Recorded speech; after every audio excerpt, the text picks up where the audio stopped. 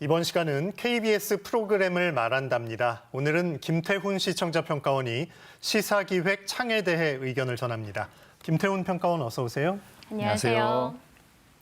네, 김태훈 평가원은 시사기획 창에 어떤 점에 주목했는지 궁금한데요. 말씀해 주시죠. 시사기획 창의 구호는 끝까지 파헤쳐라 진실을 찾을 때까지입니다. 이 구호가 말에 그치지 않고 행동으로 실천된다는 사실을 오늘 제가 소개해드릴 제주항공 2216편 추적보고서 제3부 30초 편이 훌륭하게 입증했습니다. 사회 전체에 큰 충격을 안기는 사회적 참사는 사고 그 자체 못지않게 이후 공동체가 그 사고를 어떻게 다루는지가 매우 중요합니다. 침묵하거나 은폐하는 쪽으로 움직이면 사회적인 트라우마로 남아 PTSD, 즉 외상 후 스트레스 장애에 시달릴 가능성이 높아집니다. 반면 진실을 드러내고 건강한 공론장을 만들면 트라우마에서 빠져나오는 것은 물론이고 더 건강한 공동체로 회복될 수도 있습니다. 제주항공 2216편 추적보고서 제3부작은 건강한 공론장을 만드는 핵심 기반을 마련했다고 감히 평가하고 싶습니다. 이번 3부는 제주항공 2216편이 30초간 비정상적인 움직임을 보이는 장면부터 시작합니다. 오른쪽 엔진에서 화염이 발생한 직후 비행기 고도는 빠르게 떨어집니다. 비행기를 쫓아가는 영상 속엔 떨어진다, 떨어진다, 너무 낮은데 라며 다급하게 외치는 목소리가 들립니다. 그렇게 30초간 제주항공은 추락 직전까지 갔다가 가까스로 위험 구간을 빠져나옵니다. 제작진은 이 30초간 무슨 일이 일어났는지 세밀하게 추적합니다. 제작진은 1부 때보다 더 넓은 지역을 탐문합니다. 기존에 밝혀낸 궤적에서 서쪽으로 수백 미터 더 떨어진 곳에서 비행기를 직접 봤다는 목격자를 찾았습니다.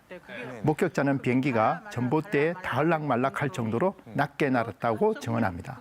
그 밖에 다른 증언들과 추가로 수집한 영상들을 종합적으로 분석해 216편의 궤적을 수정합니다. 1부 때 밝혀낸 궤적보다 서쪽으로 600m가량 더 크게 돌아 활주로로 돌아온 것으로 확인됩니다. 제작진은 새롭게 밝혀낸 궤적을 기반으로 30초간 비행사들이 실제 어떤 상황에서 어떻게 대응했을지를 검증하기 위해 FFS라는 최첨단 시뮬레이터에 탑승합니다. 시뮬레이터를 조작하는 조종사들은 국내 최고 베테랑 기장들입니다. 하지만 번번이 비행에 실패합니다. 다양한 방법으로 조작해봤는데 그 궤적으로 성공하기가 쉽지 않았던 거죠. 여러 번 실패를 맛본 뒤 가까스로 궤적에 맞춘 비행을 완수했을 때 기장은 크게 한숨을 내쉬면서 엎어지듯 머리를 조종관에 파묻었습니다. 그 순간 실제 216편 조종했던 기장과副기장을 직접 바라보고 있는 듯한 착각에 빠졌습니다. 이 30초간의 시뮬레이션 덕분에 기장들이 그 순간 어떻게 최선을 다했는지를 비로소 알게 됐습니다. 제작진에게 질문을 드립니다. 1, 2부에선 다루지 않았던 이 30초 구간을 어떻게 발견하고 다시 주목하게 되었는지 궁금합니다. 이에 대한 답변은 시사기획 창을 제작한 조빈나 팀장에게 서면으로 전달받았는데요. 정은혜 아나운서가 대신 전해드립니다. 3부를 기획하며 1, 2부 제작 당시 사용했던 모든 원시 데이터를 다시 펼쳐놓고 검토했습니다. 당시 취재팀이 궤적 복원에 활용한 영상 측량 기법은 화면 속 항공기와 주변 구조물을 3차원 공간에 대응시키는 방식이어서 심하게 흔들리는 영상은 분석 대상에서 제외될 수밖에 없었습니다. 그 과정에서 끝내 쓰이지 못한 영상이 하나 있었는데 사고기의 마지막 비행을 가장 길고 생생하게 담고 있던 휴대전화 제보 영상이었습니다. 이 영상을 데이터로 복원해보자는 게 이번 3부의 출발점이었습니다. 그리고 작업에 성공했을 때 사고기의 운명이 급격히 흔들렸던 특정 구간의 존재를 처음으로 확인하게 됐습니다. 2216편이 활주로로 돌아오기 직전 추락과 비행의 경계에서 버틴 시간이 있었고 그게 바로 30초였습니다. 네, 답변 잘 들었습니다. 이어서 김태훈 평가원의 의견을 듣겠습니다. 30초는 정말 짧은 시간입니다. 아파트 엘리베이터로 15층 정도 오르는 데 걸리는 시간입니다. 비행기는 여의도 63빌딩 높이인 253m에서 양력을 잃고 떨어지기 시작했습니다. 기장과 부기장은 그 짧은 시간에 목숨을 걸고 마지막 판단을 내려야 했습니다. 양력을 다시 얻기 위해서는 기술을 내려 공기 저항을 낮춰야 합니다. 조종사들은 땅으로 떨어지는 상황 속에서도 과감하게 기술을 내렸습니다. 비행기 고도는 100m까지 떨어진 지점에서 다시 양력을 회복하고 마지막 비행을 이어갈 수 있었습니다. 겨우 35층 아파트 높이였습니다. 바로 이 지점에서 전봇대에 닿을락 말락했다는 주민들의 증언이 나왔던 겁니다.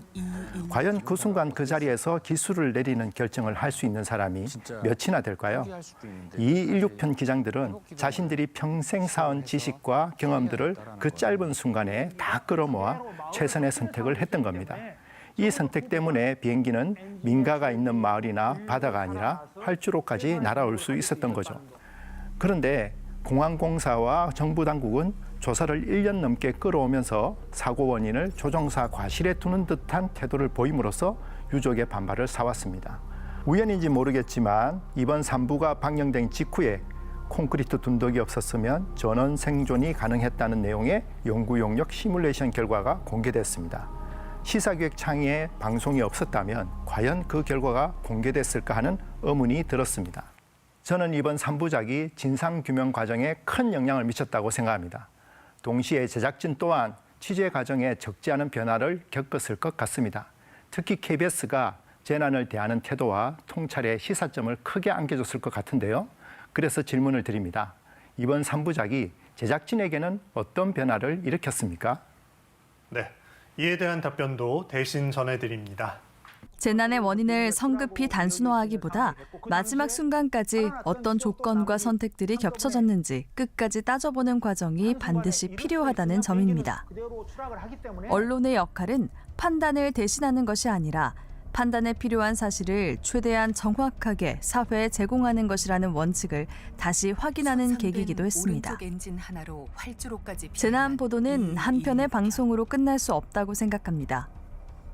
시사기획창은 2026년에도 재난 안전 문제에 대해 깊은 관심을 가질 것입니다. 재난에 대한 즉각적 대응을 넘어 재난 이후의 재건, 사회 재설계, 예방을 시스템화하는 것이 결국 재난에 대한 궁극적 예방임을 국내외 사례를 통해 심층 취재할 것입니다. 네, 답변 잘 들었습니다. 이어서 김태훈 평가원의 의견을 듣겠습니다. KBS는 대한민국의 재난방송 주관사입니다. 태풍과 산불 같은 자연재해를 떠올리면 자연스럽게 KBS의 역할과 이미지가 떠오릅니다. 하지만 사람 때문에 발생한 사회적 참사와 재난에 대해서는 KBS의 역할이 뚜렷하게 떠오르지 않는 것이 사실입니다. 그래서 시사기획창의 제주항공 2216편 추적보고서 3부작이 중요한 전범이 될 수 있다고 생각합니다. 속보 경쟁이 아닌 끈질긴 추적을 통해 실체적 진실에 다가가려고 노력했고 사회적 트라우마를 최소화하기 위한 공론장을 건강하게 만들어냈습니다. 아무쪼록 이번 3부작의 경험이 또다시 닥칠지 모르는 사회적 참사와 재난 상황의 기준이 돼주기를 바랍니다. 제작진 여러분 정말 수고 많으셨습니다. 네, 시사기획창에 대한 자세한 분석과 의견 잘 들었습니다. 함께해 주신 김태훈 시청자평가원 고맙습니다. 고맙습니다. 고맙습니다.